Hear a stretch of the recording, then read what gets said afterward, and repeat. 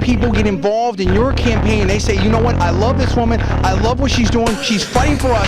And I expect all of you guys to get involved with conservative media and be heard today, tax day, April 15th, and again, November, when we take this country back from the people that are trying to control you and make this into a socialist state. We're not standing for it. Thank you very much.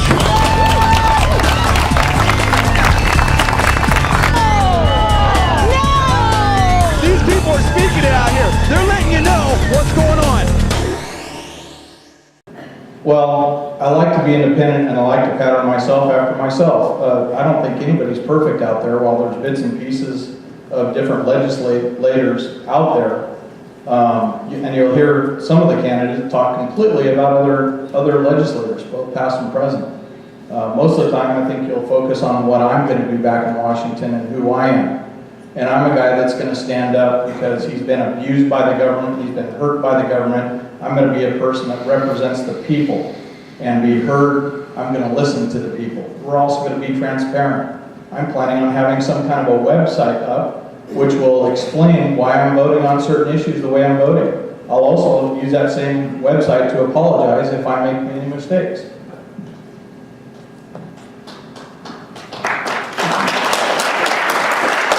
What caused the mortgage crisis is government getting in the way. It's just another one of many examples where government intervenes in something and things go south. What we've got to return to, and as a business owner, the only business owner up here, is what I can appreciate is a free market. We've got to get to free market principles, because I'll tell you what, instead of bailing out specific companies that were hand-chosen by the government in terms of certain groups of homeowners, we've got to let the free market dictate things.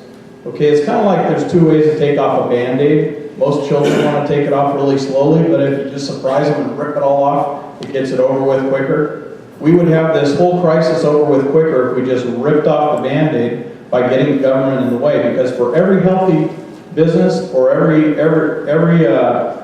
bad business out there that went bankrupt or every bad mortgage, there were multiple ones who were healthy who could have bought those and let the free market take care of it. Well, there again is to solve some of the problems that why the banks have stopped lending. There again, it's the same answer as last time. We've simply got to get government out of the way.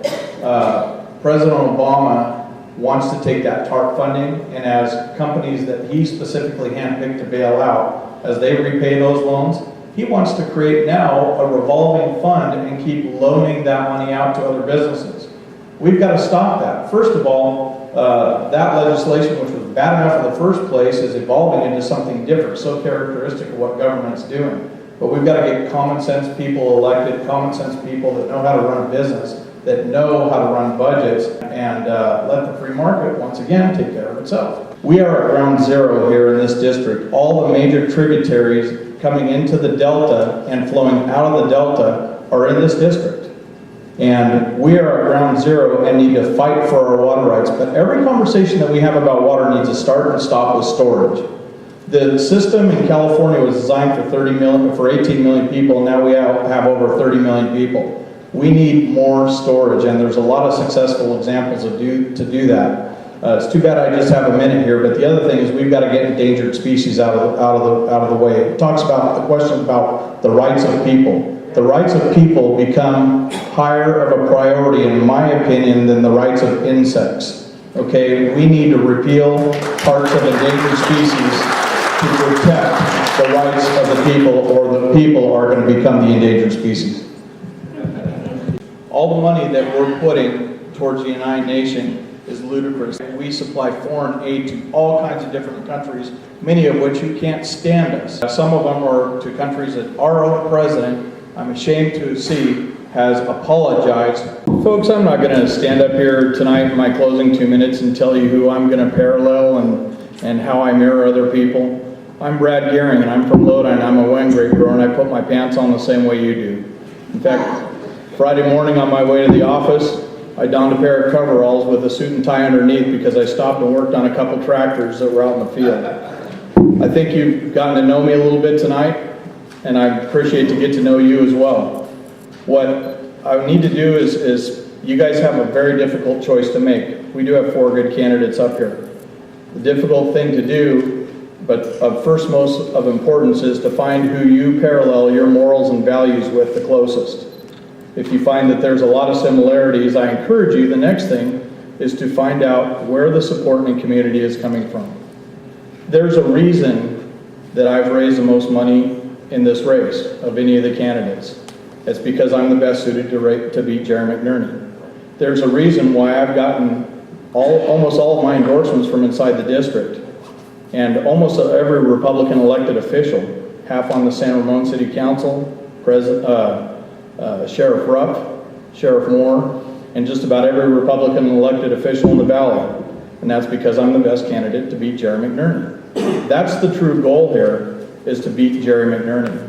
And consequently, all my funding, or 94% of my funding, has come from in the district. Those are signs of community support. So if you're finding that people parallel each other, please look for who can beat Jerry McNerney. Folks, I believe that we live in the land of the free and the brave. And had it not been for the brave, we would not be where we are here today. And I'm going back to Washington to continue that fight and support those men and women who have given with their lives in entirety or in part to uphold our Constitution and protect our country from social agendas and to protect our children's future. Thank you.